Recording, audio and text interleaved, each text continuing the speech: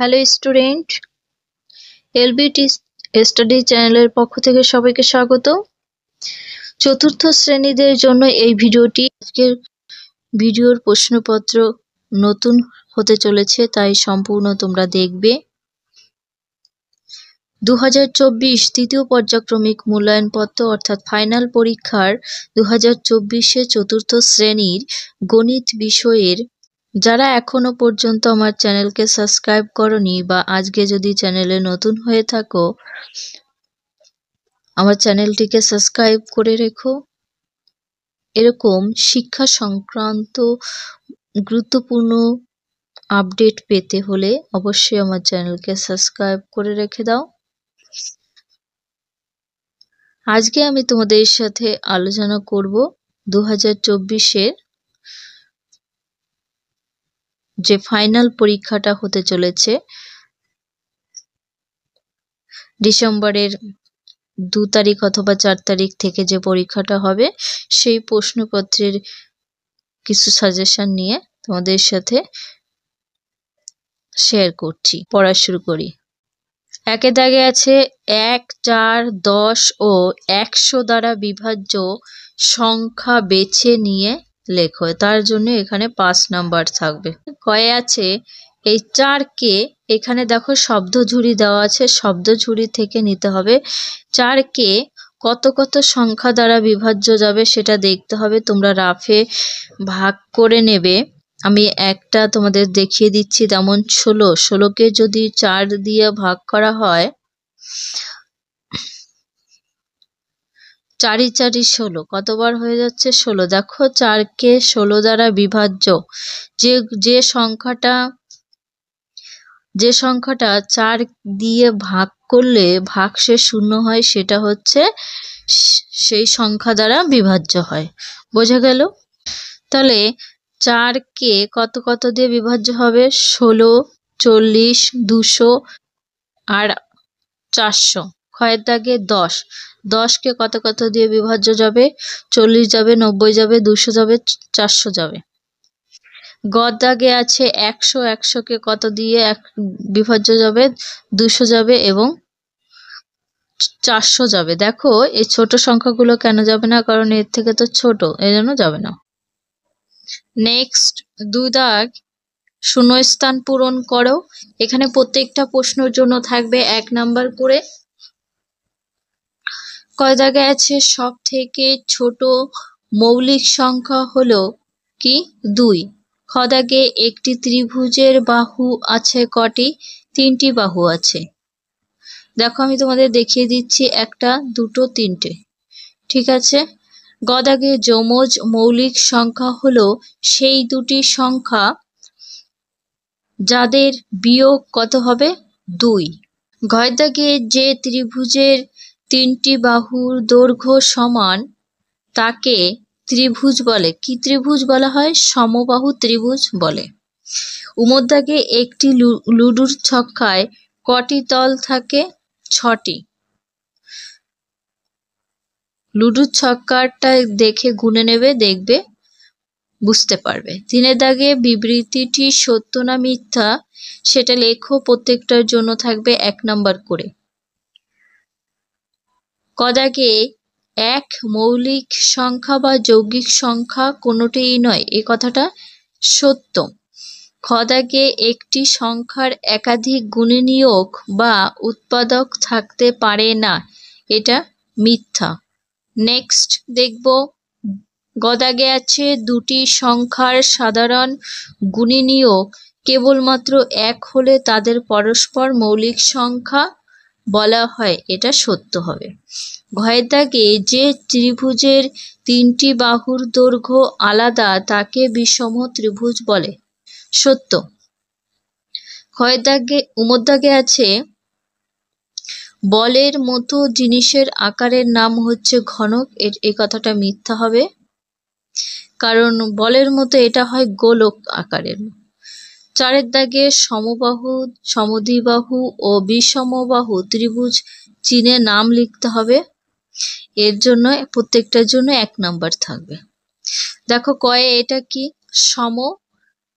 বাহু ত্রিভুজ।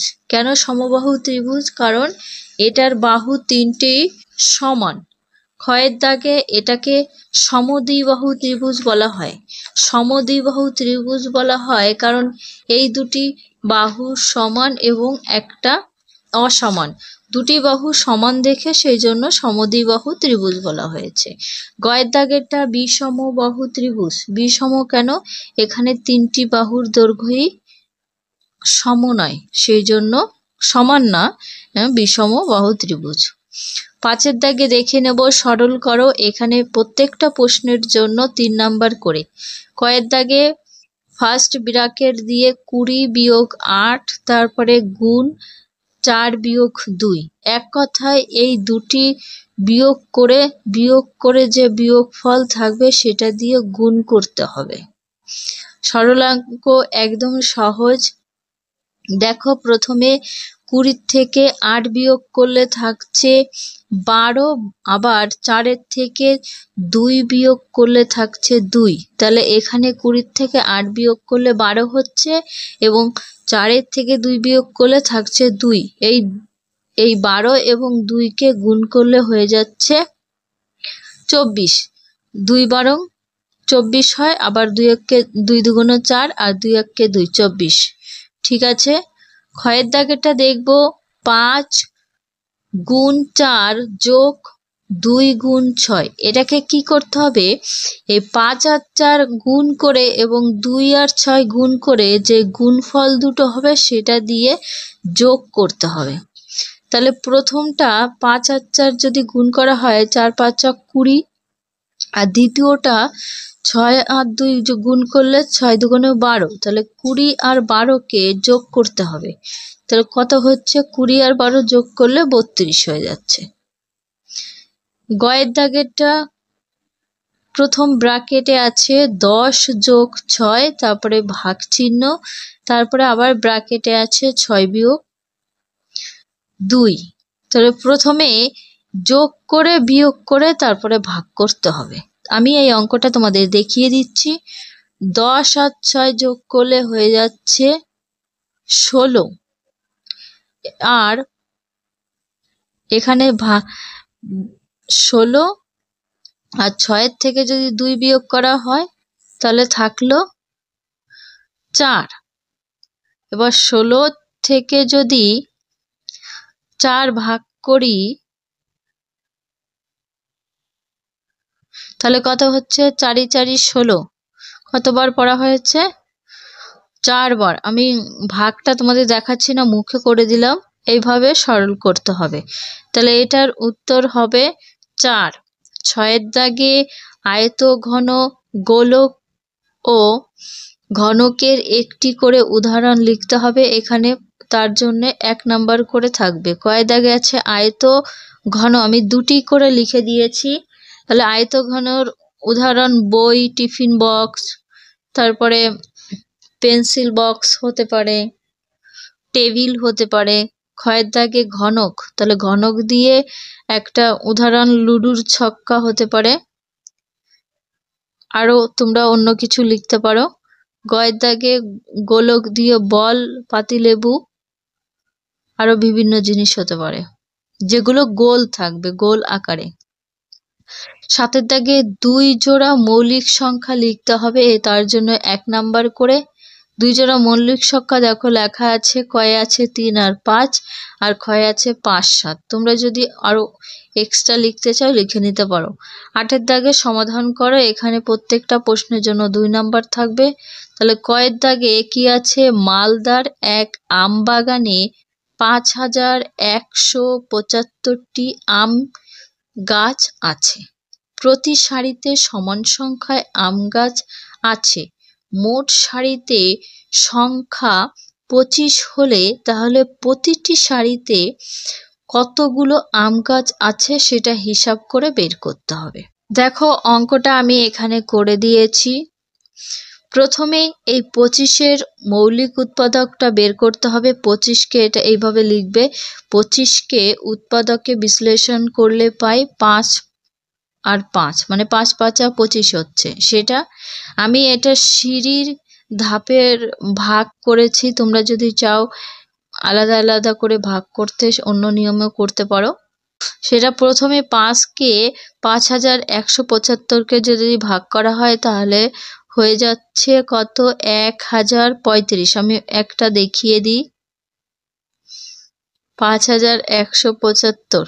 তাহলে 5 5, 1 নামলো, তাহলে 5 শূন্য 0,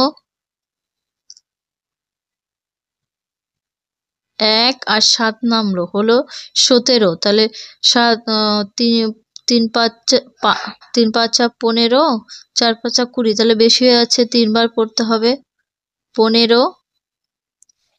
আর এখান থেকে 7-এর থেকে যদি 5 বাদ দেওয়া হয় 2 থাকে, 2 আর 5টা নামলো, তাহলে হলো 25। তাহলে 5 5 25 কতবার পড়া হয়েছে, 5 বার।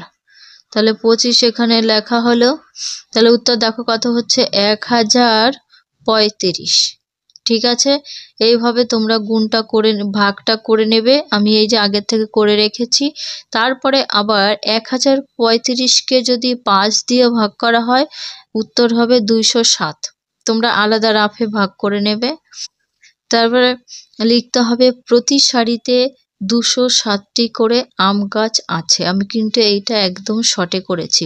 প্রথমে 25-এর মৌলিক উৎপাদক বের করবে, তারপরে সেই উৎপাদক দিয়ে ভাগ করবে, তাহলে পেয়ে যাবে। তোমরা যদি আলাদা আলাদা করে ভাগ করো হয়ে যাবে।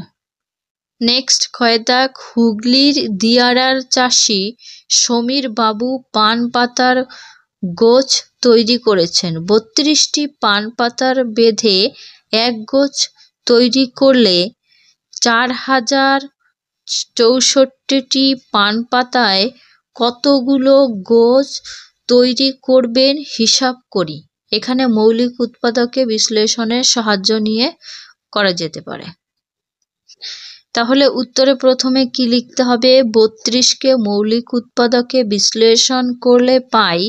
এই 32কে মৌলিক উৎপাদকে তোমরা করে নেবে রাফে, আমি করে দিয়েছি। দেখো 2 গুণ 2 গুণ 2 গুণ 2, মানে 5টি 2 হবে। প্রথম 2কে 4064কে যদি ভাগ করি তাহলে উত্তর আসছে 2032। আবার 2032কে 2 দিয়ে ভাগ করলে উত্তর আসবে 1226। আবার 2কে 1226 দিয়ে যদি ভাগ করা হয় উত্তর আসবে 508। এবং তারপরে লাস্টে 2কে যদি 508 দিয়ে ভাগ করা হয় 254 আসছে। আবার 254কে আমি লাস্টে 2 দিয়ে ভাগ করে দেখাচ্ছি। তাহলে 2 একে 2, 5 নামলো, 2 একে 2, 2 দুগুণ 4, কতবার পড়া হয়েছে, 2 বার। তাহলে 4 বসে গেল, বিয়োগ 1 নামলো 4, তাহলে 7 দুগুণ 14, 7 বার পড়ে কত হয়েছে, 14। দেখো অ্যান্সার 127, উত্তর মিলে। এইভাবে তোমরা করে নেবে। পরিসীমা নির্ণয় করো, এখানে 2 নাম্বার করে থাকবে। দেখো 5 আছে, 3 আছে, 6 আছে, 4 আছে, এর পরিসীমা নির্ণয় করতে হবে। আমি শর্টে দেখো দেখাচ্ছি, যোগ করে দিয়েছি। এখানে 5 আর 3 কত হয়ে যাচ্ছে, 5 আর 3 8, 8, আর এখানে 4 আর 6 মিলে 10, তাহলে 10 আর 8 কত হয়ে গেল, 18। তারপরেরটা ক্ষয়ের দাগেরটা দেখবো, 6 4 3 4।